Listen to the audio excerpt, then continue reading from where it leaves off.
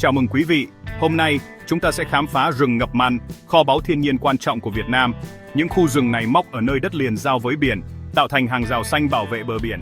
Rễ cây đan xen như những người bảo vệ, che chở chúng ta khỏi bão tố và sói mòn. Rừng ngập mặn trải dài ở đồng bằng sông Cửu Long và đồng bằng sông Hồng. Đây là nơi sinh sống của vô số loài động thực vật quý hiếm. Rừng ngập mặn cung cấp thức ăn, nơi trú ẩn và sinh kế cho hàng triệu người. Chúng còn là bức tường tự nhiên chống lại bão và lũ lụt. Tuy nhiên, rừng ngập mặn đang bị đe dọa bởi phá rừng, ô nhiễm và biến đổi khí hậu. Bảo vệ rừng ngập mặn là bảo vệ tương lai của chúng ta. Hãy cùng bắt đầu hành trình khám phá những khu rừng ngập mặn tuyệt vời của Việt Nam. Điều gì khiến rừng ngập mặn trở nên đặc biệt đến vậy? Chúng ta hãy cùng tìm hiểu. Rừng ngập mặn phát triển ở vùng ven biển, nơi thủy triều làm ngập đất bằng nước mặn. Đặt ở đây lấy lồi, ít oxy, nước lô pha trộn giữa nước ngọt và mặn. Hầu hết thực vật không thể sống sót, nhưng rừng ngập mặn lại thích nghi tuyệt vời. Rễ của chúng bám chặt vào bùn, chống chọi với thủy triều mạnh mẽ. Đây là vùng gian triều, khi thì ngập nước, khi thì lộ ra. Rễ cây tạo thành mạng lưới dày đặc, bảo vệ bờ biển và là nơi trú ẩn cho động vật. Động vật hoang dã sinh sống khắp nơi, chim cửa cá đều dựa vào rừng ngập mặn. Rừng ngập mặn là cầu nối giữa đất liền và biển cả, một thế giới luôn vận động. Hiểu về chúng giúp ta trân trọng sự phức tạp và vai trò của rừng ngập mặn. Chúng rất quan trọng với vẻ đẹp và khả năng phục hồi của Việt Nam. Hãy tiếp tục khám phá những điều làm cho rừng ngập mặn trở nên phi thường. Bây giờ chúng ta hãy cùng gặp gỡ những ngôi sao của rừng ngập mặn, chính là những cái cây.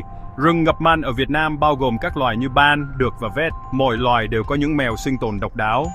Cây được, ví dụ, có rễ trống trông giống như những cái chân, giúp nó bám chặt vào lớp bùn mềm. Rừng ngập mặn đối mặt với một thách thức lớn, đó là muối. Một số loài lọc muối ở rễ, số khác bài tiết muối qua lá, để lại những tinh thể muối nhỏ. Điều này cho phép chúng uống nước biển, một siêu năng lực thực sự. Một thách thức khác là thiếu oxy trong bùn. Rừng ngập mặn giải quyết vấn đề này bằng những bộ rễ đặc biệt gọi là rễ thổ, những đầu gối nhỏ nhô lên khỏi mặt đất để hít thở không khí. Những bộ rễ này hấp thu oxy và gửi đến phần còn lại của cây. Ngay cả cách sinh sản của chúng cũng độc đáo. Nhiều loài ngập mặn phát triển cây con, gọi là mầm, trong khi vẫn còn gắn liền với cây mẹ. Khi đã sẵn sàng, những mầm hình bút chì này sẽ rơi xuống, nổi trên mặt nước và cuối cùng bén rễ vào lớp bùn mới. Điều này cho phép rừng ngập mặn lan rộng và chiếm lĩnh các khu vực mới. Mọi sự thích nghi là một giải pháp cho một vấn đề khó khăn.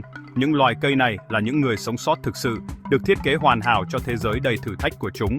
Khả năng phục hồi của chúng là nền tảng của toàn bộ hệ sinh thái rừng ngập mặn. Tiếp theo, chúng ta hãy xem ai khác cũng gọi những khu rừng này là nhà. Đời sống động vật ở đây cũng hấp dẫn không kém. Chúng ta hãy cùng xem nhé. Nơi nào có những loài cây đặc biệt, nơi đó có những loài động vật hoang dã đáng kinh ngạc. Rễ cây ngập mặn tạo ra một môi trường an toàn cho cá, tôm và của con. Những con vật non ẩn mình giữa những bộ rễ, an toàn khỏi kẻ săn mới và dồi dào thức ăn. Nhiều loài hải sản chúng ta ăn bắt đầu cuộc sống trong rừng ngập mặn. Cua bò lồm ngầm trên bãi bùn, cá thòi lòi đi bồ trên cạn và ốc bám vào rễ cây. Những sinh vật nhỏ bé này tạo thành nền tảng của lưới thức ăn. Nhìn lên, bạn sẽ thấy một thiên đường cho các loài chim, chim bói cá, diệc, cò và thậm chí cả những loài cò quý hiếm. Chim làm tổ an toàn trên mặt nước, lấp đầy khu rừng bằng tiếng hót. Các loài động vật lớn hơn cũng ghé thăm khi săn cửa, rắn và thần lân trườn qua bùn, và thậm chí cả lợn rừng và mèo cá cũng xuất hiện ở những khu rừng ngập mặn lớn. Sự đa dạng phong phú này khiến rừng ngập mặn trở thành một trong những hệ sinh thái đa dạng sinh học nhất thế giới. Mọi cấp độ của sự sống, từ những con tôm nhỏ bé đến những loài chim bay lượn, đều phụ thuộc vào nơi trú ẩn và thức ăn của rừng ngập mặn. Khu rừng tràn đầy sự chuyển động và âm thanh liên tục. Rừng ngập mặn không chỉ là cây cối, chúng là những thành phố nhộn nhịp của sự sống. Sự đa dạng sinh học này là một kho báu đáng được bảo vệ. Tiếp theo, chúng ta hãy xem tại sao rừng ngập mặn lại quan trọng đối với con người đến vậy. Giá trị của chúng vượt xa thiên nhiên. Hãy cùng tìm hiểu xem sao nhé. Hãy tiếp tục theo dõi. Rừng ngập mặn không chỉ quan trọng đối với động vật hoang dã, chúng còn thiết yếu đối với con người. Đối với hàng triệu người dân dọc bờ biển Việt Nam, rừng ngập mặn là nguồn cung cấp thực phẩm và thu nhập. Các gia đình đánh bắt cá, tôm và cửa, cung cấp protein tươi và kẽ sinh nhai. Rừng ngập mặn khỏe mạnh đồng nghĩa với nhiều hải sản hơn, hỗ trợ nền kinh tế và việc làm địa phương.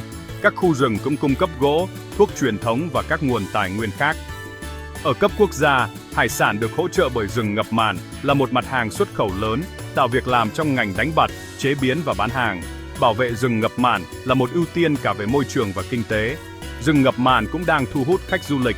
Các tour du lịch sinh thái cho phép du khách khám phá bằng thuyền, ngầm động vật hoang dã và trải nghiệm văn hóa địa phương. Du lịch có trách nhiệm tạo ra việc làm mới và mang lại cho cộng đồng lý do để bảo vệ rừng. khi rừng ngập mặn phát triển mạnh, con người cũng vậy. Lợi ích của chúng lan tỏa từ các làng địa phương đến cả nước. Tiếp theo chúng ta hãy xem rừng ngập mặn bảo vệ bờ biển của chúng ta khỏi sự tàn phá của thiên nhiên như thế nào. Vai trò của chúng như những người bảo vệ bờ biển cũng quan trọng không kém. Hãy cùng khám phá nhé! Rừng ngập mặn là lá chắn tự nhiên của Việt Nam chống lại bão và xói mòn. Bão và các cơn bão nhiệt đới tàn phá bờ biển của chúng ta, nhưng rừng ngập mặn hấp thu tác động. Hệ thống rễ và thân cây dày đặc của chúng làm giảm sức mạnh của sóng, biến một cú đánh mạnh thành một cú đẩy nhẹ nhàng. Chỉ vài trăm mét rừng ngập mặn có thể giảm chiều cao sóng hơn một nửa. Sự bảo vệ này có thể tạo nên sự khác biệt giữa thảm họa và an toàn. Rừng ngập mặn cũng giữ đất lại với nhau, giữ bùn và cát để ngăn chặn xói mòn.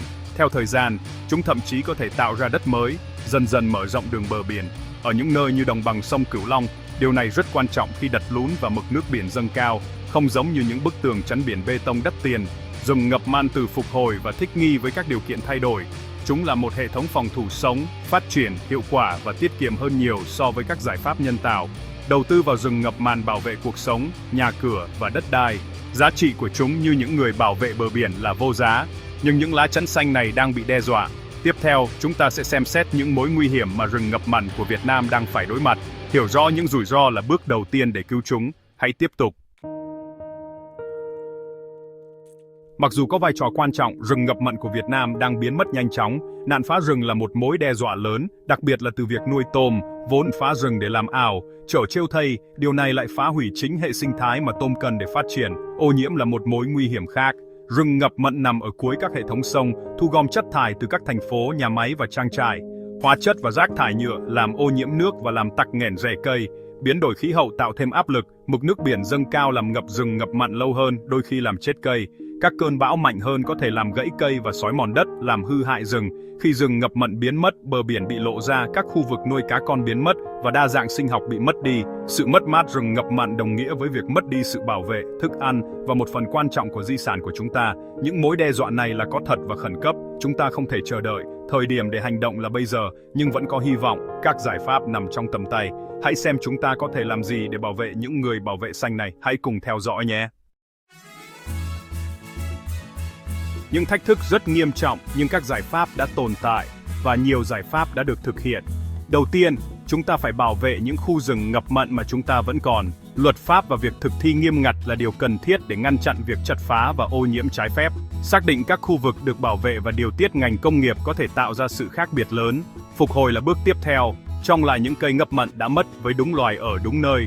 Sự tham gia của cộng đồng địa phương đảm bảo thành công. Khi người dân giúp trồng và chăm sóc cây, họ trở thành những người bảo vệ thực sự. Chúng ta cũng cần những sinh kế thông minh hơn, nuôi trồng thủy sản bền vững như mô hình kết hợp rừng và nuôi trồng, cho phép người dân nuôi tôm và cá trong rừng ngập mặn, giữ cả cây và thu nhập. Du lịch sinh thái tạo ra việc làm xanh và mang lại giá trị kinh tế cho rừng khi chúng còn đứng vững. Giáo dục là chìa khóa, nâng cao nhận thức từ trường học đến chính phủ, giúp mọi người hiểu được giá trị thực sự của rừng ngập mặn. Một khu rừng sống có giá trị hơn nhiều so với đất đã bị khai phá. Chia sẻ thông điệp này thông qua truyền thông và các sự kiện cộng đồng sẽ tạo ra sự ủng hộ. Khi mọi người thấy mối liên hệ giữa rừng ngập mặn khỏe mạnh và cuộc sống của chính họ, họ sẽ trở thành những người ủng hộ mạnh mẽ. Cùng nhau, chúng ta có thể bảo vệ, phục hồi và trân trọng những hệ sinh thái quan trọng này. Tương lai của bờ biển Việt Nam phụ thuộc vào điều đó. Hãy hành động, bắt đầu từ hôm nay. Đây là cách tất cả chúng ta có thể giúp đỡ. Chúng ta đã đi đến cuối hành trình khám phá rừng ngập mặn của Việt Nam. Chúng ta đã thấy những loài cây thỏ bằng rễ, những loài động vật phát triển mạnh trong bùn và nước, và vai trò quan trọng của rừng ngập mặn trong cuộc sống của chúng ta.